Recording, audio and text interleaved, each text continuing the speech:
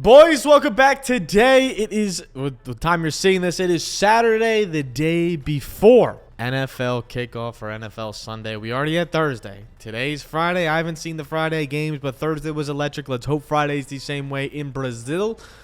And Saturday, obviously, we have college football bets, which the video came out yesterday. Saturday, today. I understand yesterday on Thursday Night Football, which you're seeing this on Saturday. It's Friday here today. I understand Thursday Night Football. We missed every single play. Went 0 for 3. I understand that. We also had the two worst bad beats of all time. If you saw me on Twitter, I was bitching because Patrick Mahomes had a 20-yard rush, so he would have hit the over. But offsetting penalties killed that. Not only that, but Bateman got the over on his line on the third to last play of the game, the last catched play of the game on an absolute heave, on an absolute chuck. So I'm wiping that slate off, wiping that from my mind. I think the reads were there. Obviously, the plays were there. They just didn't end up flying our way. So we're looking to change that today. We'll see how Friday goes. Again, I'm recording this before the game on Friday, so you guys will know by then how our Friday bets did. Now we have to look forward to tomorrow when we have the full NFL slate. 7 hours of commercial-free football will start today. So we're going to hop straight into these picks. We have 5 picks for you today that I absolutely love for this week. Also, make sure you tune into the Sunday preview where I'll go over damn near every game and what I like leaning, what I don't like leaning, all that sort of fun shit. I will not only be there, it will be Nick, it will be Tony, it will be J-Mo, the whole gang, like it was on Thursday night. It's a lot of fun. So make sure you hop into those live streams. But let's hop straight into these picks. All right, so wasting no time, make sure the first thing you're doing is following me on Pick'It. This is where you can see all of my bets for today. You can see I have 5 bets open for today, and these are for obviously Friday's games, but you can see the parlays, the open bets, all that sort of fun down here. If I move my fat dome, bang, you can see everything. But yeah, so this is the easiest way to follow me, be up to date. I'll post literally, like, I'll pick my plays at like 12 a.m. and then they'll just go up on Pick'It. So if you have my noties on, you'll see what I take, when I take it, when the best odds, or where the best odds are taking it. So make sure you stay on top of that. But we keep it pushing. So make sure you sign up, Pick'It, code BDGE. Easiest thing you can do. Sign up, lock in, dial in, and let's rock. First, my first bet of the day and one of my favorite bets is going to be Trevor Lawrence. Over 250.5 passing yards. Not only is Jalen Ramsey a high percentage of being out, he's hopeful, which obviously after just being the highest paid corner in the league, you'd expect him to play. But he's dealing with a calf injury, so we're going to stay tuned to that. If he's out, that is a big blow for this Miami secondary under a new defensive coordinator. Obviously, Vic Fangio left last season, and he was a great defensive coordinator for this team. He kept them in games that I felt like they shouldn't have been in with how their offense was playing. And I think he did a lot with this defense, being one of the best rushing defense, being a solid pass defense. But now they go to a new defensive coordinator, one of Baltimore, from the Baltimore tree, which I feel like is everywhere now on the defensive end. But Trevor Lawrence is going to absolutely cook. He's hit over this line in 6 of his last 7 games, and we'll pull up the prop stat cash so you can see everything we are rocking with here. So T-Law has hit over this in 7 of his last 10 games, averaging 257.7 passing yards per game in those games. He's also getting the pass attempts, which is really what we want to see. He's averaging 35.4 passing attempts in the past, obviously, 10 games that he played last season. I think that's going to continue this season. Nothing has really changed in this offense outside of a few wide receiver moves. And honestly, I think they were upgrades. BTJ is going to be a player that can really, truly play an X wide receiver position. That is something they did not have last season. Adding Gabe Davis, who can also play that X wide receiver position, which, again, they did not have last season. They were forcing Calvin Ridley into an X role that he's not ever comfortable in. He's never been a true X. He's never been utilized as a true X, as when he thrived, he was next to Julio. I think that's what's going to happen in Tennessee.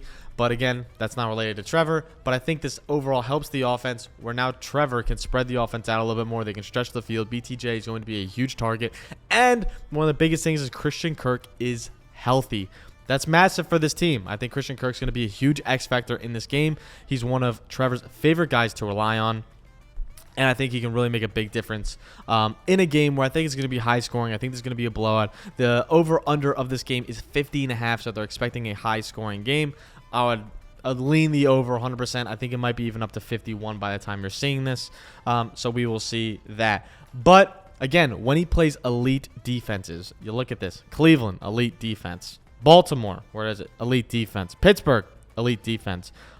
Houston, good defense. Hit over in all of those games. The only games he didn't hit over in Tampa Bay, San Francisco. And again, he was even playing injured at the down of this stretch that you're looking at.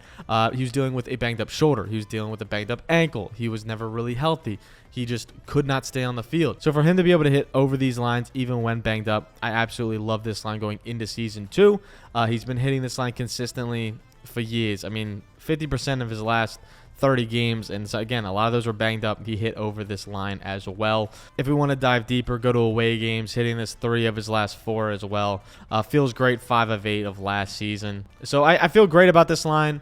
I think with BTJ now being on the team, I think having Kirk back healthy, ETN is healthy and ready to go. He's going to catch a lot of passes out of the backfield.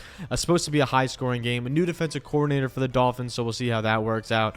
I think this offense can thrive. I think they can put up a lot of points. Last week one, he absolutely crushed.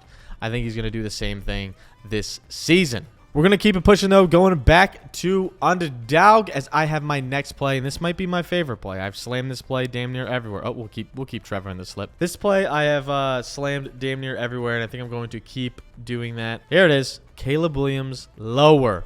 242.5 passing yards. This was all the way up to 245 at one point. I snagged the lower there, so make sure, again, following up Pickett using code BDGE, and you'll get that line as soon as I am able to place it. But Caleb, 242.5 passing yards. I'm taking his lower all the way down to like 239. It's so simple. Rookie quarterback versus a good, and I'm not exaggerating when I say this secondary is going to be good. This is my favorite underrated defense that's going to come in and I think play really well. Another defensive coordinator under this Ravens defensive tree. It just keeps expanding.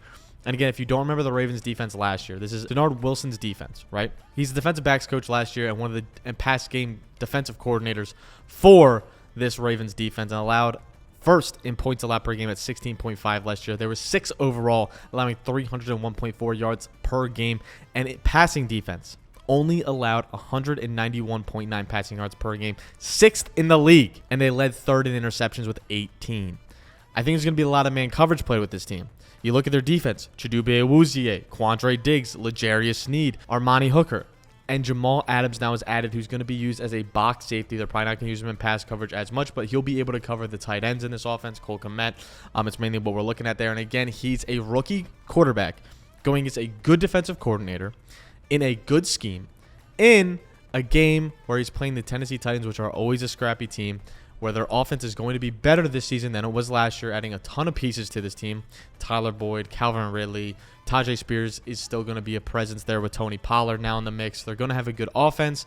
I think this could be a low-scoring game. I think Caleb Williams as a rookie quarterback goes under this line. It is just so high for a rookie quarterback at 242.5 passing yards. I'll look at the there's no props I catch. He's a rookie. Doesn't matter. But it looks like I'm banking on this defense. I think the Titans will win this one. I've been taking them since when the lines came out months ago. I've said Titans are going to win this game. I'm still riding on that. It's going to come down to a defensive matchup. And I get Caleb, everyone's argument. The Bears are fantastic. The Bears added all these people. They added Keenan Allen. They added DeAndre Swift. They added DJ Moore is still there. They added Roma Dunze. They have all these playmakers. I get that. I don't think Caleb gets 250 passing yards today. I just don't see it. Defenses looks too good to me. The scheme looks too good to me. They're going to run a ton of man. Caleb has struggled against man in the past. He struggles to get to his second and third read. He never takes his first read. It's like he's such just like a hard quarterback to really pin down, as he just scrambles so much. He holds the ball for so goddamn long. We'll see what happens. We'll see what happens on Sunday, but I'm going to take his lower there. Fading the rookie week 1, who I'm not fading and who I'm taking the over on every single damn time I say it. Kenneth Walker. Holy shit, he's up to 67.5 rushing yards. I snagged him at 64.5. 63.5 he was down to earlier this week. So again, make sure if you're on Pickett, you snag him all the way down here. Snag him right here, 64.5. And he was 63.5 on a lot of books, 65.5. So you can snag him anywhere, but I snagged him at 64 here. I missed him at 63, but now he's up to 67.5. We're still going to take it 67, even though it's high. I'm taking it all the way up to 70. We're going to look at the props.cash here, though, to give this one away. But first, I'll give you some stats on the Denver defense. We can start with the Denver defense being absolutely Swiss cheese. They really sucked last year in so many ways, allowing the second most rushing yards per game and the second most total rushing yards over the course of the season. Not only that, but they allowed the most yards per carry by a wide margin of 5 0.2 yards per carry, and this defense got worse this offseason. They lost Josie Jewell. They lost Jonathan Harris. They lost Justin Simmons, who's a solid run-fit safety. And the Seattle runs a lot of 12 and a lot of personnel. They're going to slam RPOs down the field. This team is going to be a Ryan Grubb. He's going to get a ton of work. Ryan Grubb loves to run a one running back set, as he did all the time at Washington.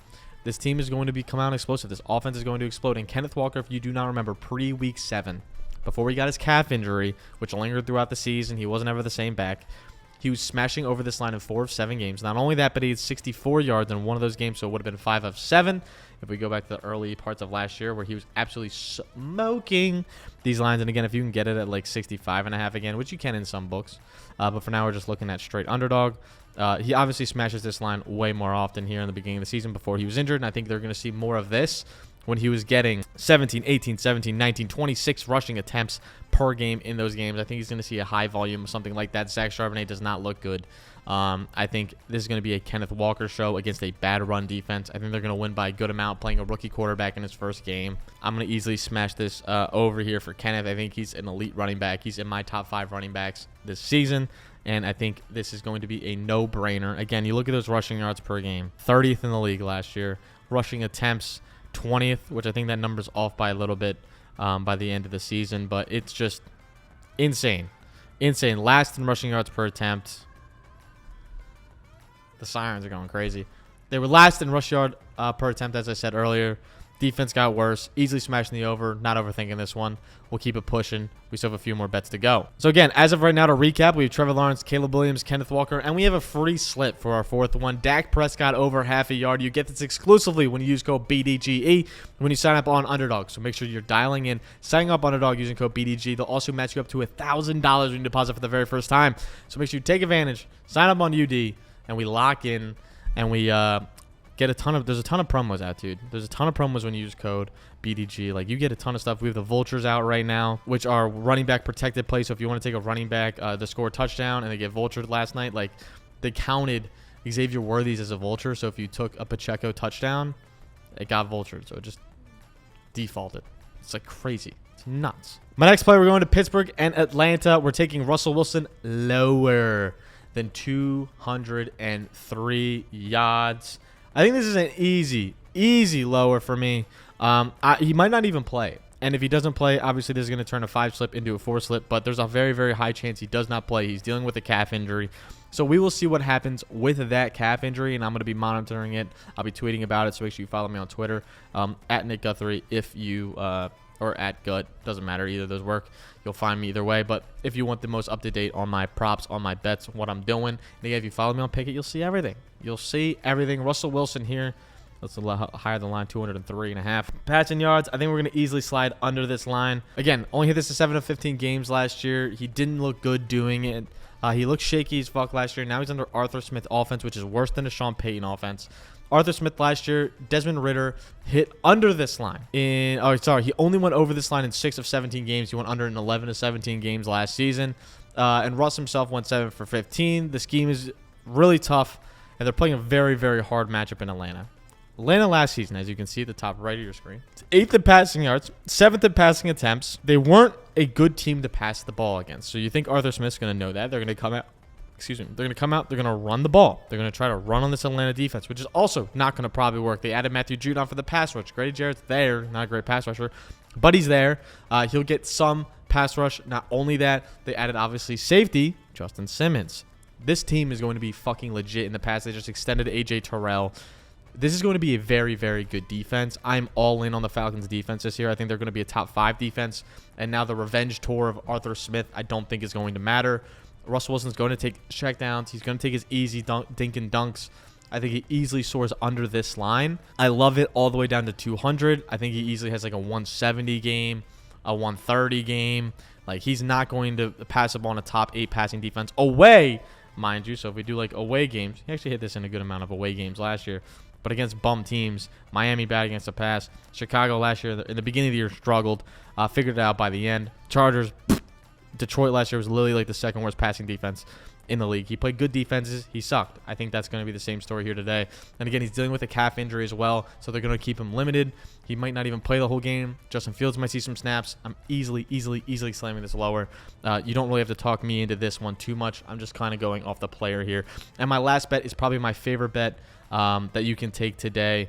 Actually, Trevor's probably my favorite. Kenneth at value I like a lot. But this one might be my favorite bet. Just off of vibes, off of what I'm getting out of camp, off of the things I've seen with my eyeballs. Jacoby Brissett is starting. So what does that mean? We are going to take Demario Douglas higher than 3.5 receptions. I get it's juiced, but this line will change a little bit. On books, he's minus 120, which I'm going to take all day of the week, which is like a normal line. Here's a little bit more juiced, so you got to live with that. But we will, and we'll take it. We'll add it to our 5-leg slip and stain. Let me pull up the props.cash real quick. And again, if you guys want to use props.cash, we're not sponsored by them, but I'm sponsored by them. Use code GUT25, and you will get 25% off your first month on props.cash. New England versus Cincinnati. Again, Cincinnati last year was horrible against the pass defense. They didn't get any better. Losing Chidobe Awuzie is not going to be something that helps your defense. 28th in passing yards last year, 248 per game. I get the passing attempts weren't as high, but again, the New England's not going to pass the ball a ton anyway, and I assume there's going to be a ton of checkdowns here. Jacoby's a checkdown merchant, which means Demario Douglas is going to feast. I think he's going to have a ton of screens in this game. They're going to try to get creative ways to get him open. He's their best pass catcher on the field right now. Kendrick Bourne is not playing, so they only have KJ Osborne. They only have Jalen Polk, whose line is at 2.5 receptions. So they're clearly not looking to play Jalen Polk a ton, according to Vegas. So we'll see how that turns out. But I think right now, Demario Douglas is going to be the clear number one in this offense. He's a clear slot. He's the closest player to Jacoby at all times. I think he easily can soar over this line. Hitting the 6 of the last 9 games last season, averaging 4 receptions per game, as you see on the screen. And again, this defense gave up a ton of passing yards last year, and the primary one, who's normally Kendrick Bourne, is not playing. So I think even with May, I would like this line, but with Brissett, I like it even more. A veteran quarterback, knows how to get the ball out early, looks at his first read, which will be Douglas most of the time, as it was last year at the end of the season. Primarily, Douglas was your first read percentage, or had the highest first read percentage when he was healthy. Again, only played 14 games last year. So I think he has a good sample size for the end of the season. Playing teams like this, he obviously did well. And 3.5 reception feels like an absolute steal. I think you could see 5, 6, or even 7 receptions in this game. And I think New England's going to be a better offense than we expect. I think everyone expects them to be the worst offense in the league. I think they're going to be a little bit better than that, to where they can produce some points and put up some points in games. And Cincinnati's defense is so fucking bad this year, underratedly bad, that I think New England can drive the ball and Demario Douglas can steal this line at 3.5. I absolutely love it. Again, taking talent here as well. I think he's a highly talented player and can be one of the better slots in the league right now. So we have 5 legs here. Make sure you sign up using code BDGE on Underdog. Deposit match up to $1,000. Plus, you'll get Dak in this slip, so it can be up to 6 legs. So let's just add a random leg. Up to 6 legs. You drop $10 in that bitch. Just again, because I'm assuming most of y'all don't got a hundy. We'll do $6. You flex that bitch. You got $207 for the free if you get all 6. Then if you get 5, you still get 26. And you get 4, you get a little bit of money back here at 2.5. So at least you get money back damn near no matter what. But again, if we keep it at 5, so if you want to take a leg out, add Dak, you can get $166 for the free if you add Dak. And again, if you want to take out DeMario and add Dak, because DeMario's a little bit juiced, you get up to 200 for the free ski. So take advantage and say you want to drop a fucking 100 on it. Holy shit.